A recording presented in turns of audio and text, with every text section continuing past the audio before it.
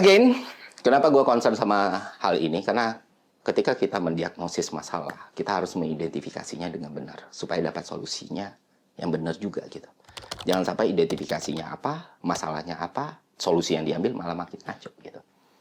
Karena yang harus Bapak perhatikan dan semua masyarakat perhatikan, amanat undang-undang itu, defisit kita itu 3%. Kalau dalam Q1 aja udah 0,90, berarti seberapa effort untuk mempertahankan defisit di bawah 3% tadi? Sulit. Ditambah lagi, kalau kita ngomong penerimaan dan pendapatan negara ya, itu selalu lonjakannya itu di Q1. Kenapa demikian? Karena ya SPT gitulah. Nah, sisanya itu harus digeber tuh. Kayak gimana caranya? Nah, itulah tugas pemerintah sekarang gitu. Sedangkan di Q1 yang jelas-jelas spike-nya penerimaan negara, ternyata pertumbuhan 10% itu masih kalah dengan belanjanya. Ya, pendapatan kita naik 10%, belanja kita naik 31,8%. Dan itu juga jadi masalah yang harus diselesaikan oleh pemerintah kita. Kenapa demikian? Karena kalau tidak diselesaikan, itu akan sangat berpengaruh pada ketahanan fiskal kita, akan sangat berpengaruh pada neraca pembayaran kita, dan akan sangat berpengaruh pada kurs kita. Dan jangan lupa, kepercayaan investor kepada Indonesia. Dan itu matters. Karena masuk lagi investasi. Dan itu yang harus dipikirkan oleh tim keuangan atau tim ekonomi Republik Indonesia. Makanya konten ini dibuat bukan untuk memojokkan atau menyerang atau menyudutkan pihak tertentu. Justru gue percaya kita semua mencintai negara ini. Mungkin caranya aja yang berbeda. Gitu.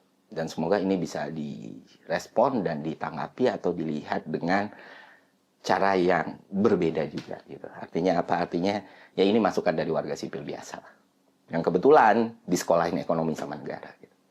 Dan ini yang bisa kita lakukan. Dan kita harus realistis saja melihat keadaan sekarang ya.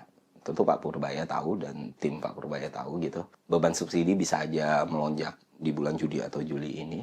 Ketika harga minyak semakin tidak terkendali, kita berharap itu cepat selesai masalah geopolitik, perang, dan kelangkaan minyak, dan lain sebagainya. Tapi kalau itu tetap terjadi, berarti kan beban subsidi kita juga bertambah. Dengan rupiah melemah kan berarti beban yang harus ditanggung fiskal kita juga lebih berat gitu. Makanya kalau masukan saya sendiri, ya ngomongin aja yang benar ya kayak gimana. Masih banyak kok poin yang bisa diunggulkan, strength-nya, opportunity-nya, tanpa harus mengglorifikasi, melebih-lebihkan atau melakukan cherry picking untuk membanggakan diri. Nah, itu yang harus dihindari sebenarnya. Terlepas yang lain juga, gue banyak banget dengar narasi-narasi yang wadiwaw sekali, yang bikin gue pusing juga ngedengarnya ya. Tapi ya sudahlah, nggak semuanya harus direspon kan. Ada yang bilang, ajaib, bener-bener ajaib belakangan ini. Wah, cara nyapunya adalah, rupiah sengaja dilemahkan biar ekspor semakin meningkat dan orang berinovasi. Itulah kenapa lu perlu sekolah, dan itulah kenapa lu perlu kuliah. Pelemahan mata uang itu mungkin dilakukan oleh negara yang mata uangnya terlalu kuat. Yang R&D-nya udah jalan, yang produknya udah jalan, yang GDP-nya digerakkan oleh ekspor.